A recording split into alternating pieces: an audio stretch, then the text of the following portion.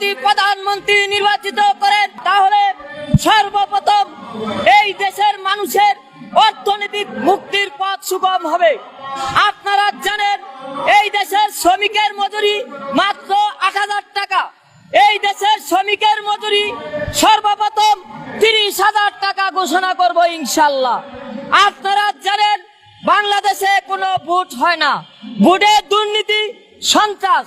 আগামী নির্বাচনে কোনো ভোট সন্ত্রাস থাকবে না, আগামী নির্বাচনে কোনো ভোট দুর্নীতি থাকবে না।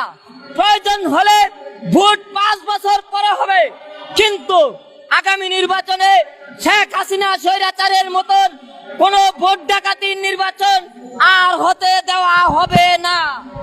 আমরা বলতে চাই আওয়ামী লীগ, বিএনপি, জাতীয় পার্টি, জামাত সকল রাজনৈতিক দল তারা ভোট সন্ত্রাস। তারা আমার জনকল্যাণ পার্টিকে ভোটের মাঠে দেখতে চায় না, তারা আমার জনকল্যাণ পার্টিকে ভয় পায়। তারা জানে জনকল্যাণ পার্টি যদি আগামী নির্বাচনে ৩০০ আসনে প্রার্থী দেয় তবে আমি বিজয় লাভ করে প্রধানমন্ত্রী হব। তাই তারা ভয়ে তারা আমার দল নিবন্ধন না দেওয়ার জন্য তারা ষড়যন্ত্র করছে।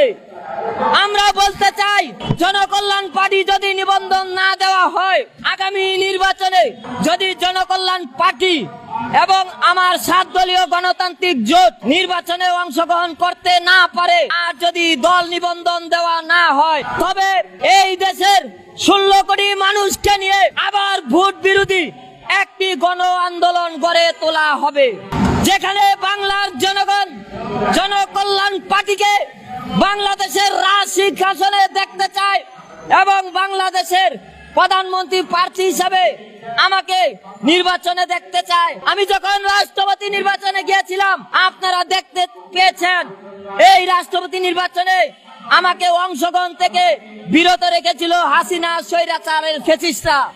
আজকে দেখতে পাচ্ছি আমার জনকল্যাণ পার্টি নিবন্ধনও দিচ্ছে না, আর আমার জনকল্যাণ পার্টিতে ৩০০ আসনে প্রার্থী রয়েছে, তারা যাতে ইলেকশনে না যেতে পারে সেই কারণে বিএনপি, জামাত, আওয়ামী লীগ সহ সকল রাজনৈতিক দলগুলো উঠে পড়ে লেগেছে আমার দল যাতে নিবন্ধন না দেওয়া হয়, সেই জন্য তারা ষড়যন্ত্র করছে।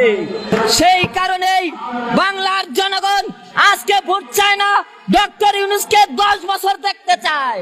আমি বলতে চাই আমার জনকল্যাণ পার্টি যদি নিবন্ধন পায়, আর যদি আমি প্রধানমন্ত্রী নির্বাচনে প্রার্থী হতে পারি, আমার ৩০০ আসনের এমপিরা যদি প্রার্থী হতে পারে, তবে সর্বপ্রথমই আমি শ্রমিকের মজুরি ৩০,০০০ টাকা ঘোষণা করব এবং এই দেশের মানুষের চিকিৎসার জন্য সম্পূর্ণ বিনামূল্যে ঔষধ ফ্রি দিব। কত টেকনিক্যাল পরীক্ষা, এক্স-রে, ইসিজি সহ মেডিকেলের সিট সহ সম্পূর্ণ বিনামূল্যে তারা চিকিৎসা পাবে।